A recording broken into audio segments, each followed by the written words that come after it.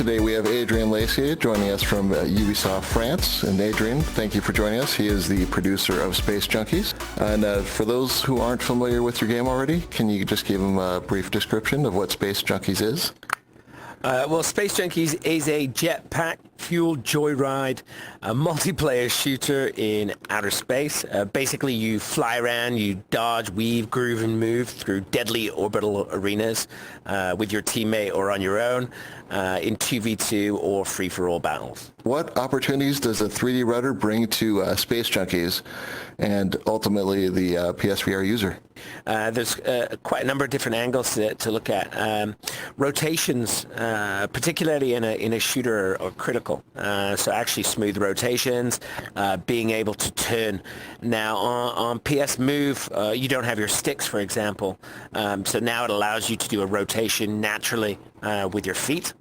And same with vertical, going up and down. Because we're in these spherical battle spaces, the rudder will allow you to go up and down quite intuitively, so you can still concentrate on your aiming and shooting and not worry about multiple inputs and interactions on your hands or on the PS Moves. So it adds another dimension.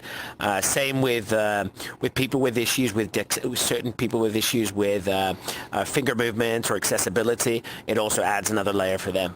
Excellent. And how difficult was it to implement on a technical standpoint? I mean, we're lucky. I mean, we're based in Montpellier, France, and the guys from 3dRudder are just up the road. They're about an hour away, I think. So they just came into the studio. We sat down with one of our programmers. It took us about hour and a half to do a basic integration, and then it's obviously you take a bit more time to clean and test and all that, but the integration was really straightforward. It's very much plug and play. I think they've done a great job on that side of things. It's very easy to input and put the control structure in place, so that's been great. Foot controllers are kind of becoming a thing within the VR community there. How do you see these impacting the future of VR, just as far as a new peripheral to use as far as getting more immersed? How do you see that changing the future of VR? I mean, I think in terms of everything in VR for a lot of us who've been working on it a while, it's evolutionary. You know, I give the example of a new controller. You know, like the DualShock controller was an improvement. The Wii remotes were a shift. You know, the nunchuck and the Wii remotes. The rudder is another form of interaction and a way to interact with a game. So all those steps will continue to evolve. So for us, that's important, and it also allows us to discover new ways how people want to play. We can have an idea of how we want you to play when we're making a game, but it's very much how you interact and how you use the rudder that will show us the light at the end of the tunnel. So until we see people playing, it's hard for me to say, is this the best thing ever? How can I use it better and better?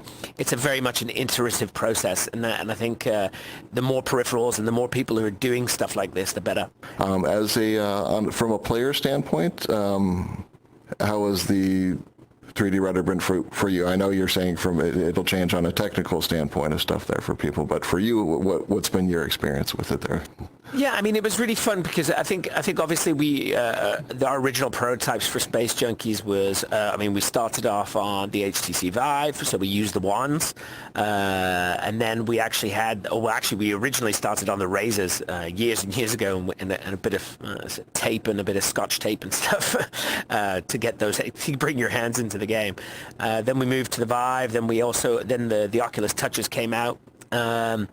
And then we were kind of looking at PlayStation and the Moves, which were a little bit different because they didn't have sticks and things like that. So it made it quite hard from an input point of view or perspective and a design perspective to give a PlayStation Move user the same level of interaction, the same level of sort of reactiveness when they're playing a game. When we combine our control system with Move, with the rudder, it adds another layer. So it means your rotations and your verticality. So when I'm playing, it's quite intuitive.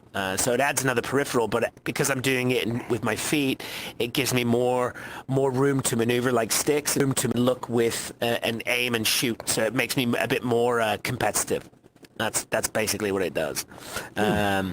So that's been my experience so far. I think one of the big things for PSVR players that we found was the smooth rotation, and actually that freedom of hands. Because with the DualShocks, what we found was although they were still competitive, there was a blind spot because you had to, like on your, we're in this sort of round circle, this spherical battlefield.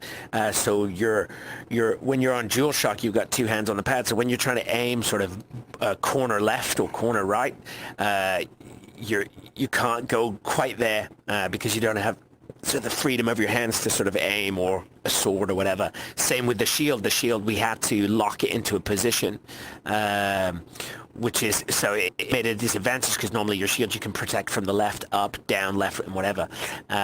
So I think the moves have given the PS players a lot more freedom again, and that liberty to reload, and the solar saber and all that kind of stuff. So I think it's been a good move. I just wish I would have thought about it before. At the time, we didn't really know how many people were using moves, and then obviously everyone was like, I want moves, and we're like, So you always forget one thing. You always forget something.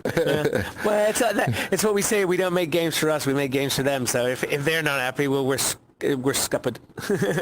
As far as a learning curve for your game, for the rudder, from what you described, doesn't sound like it would be too difficult to get used to if you're already used to doing those kind of movements on the joystick or with your hands with the moves eventually. Yeah.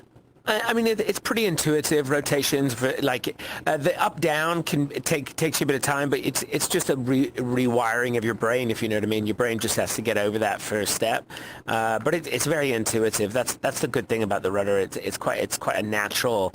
You know what you're doing with your feet, so it's pretty straightforward. There's not much friction there for that. And that's why, again, that finding this simplicity is the hard bit in the first place, and I think they've done a good job at finding that simplicity. And before you take off, guys, don't forget to enter to win for a chance to win a 3dRudder or one of the many games that we discussed in today's episode. To enter, simply leave a comment in the video and let us know what you would like to be entered for with a hashtag in front of it. Winners will be randomly selected and announced in an upcoming video exclusively on the PSVR Chat Show. So make sure to subscribe to the PSVR Chat Show and hit that bell icon so you don't miss out.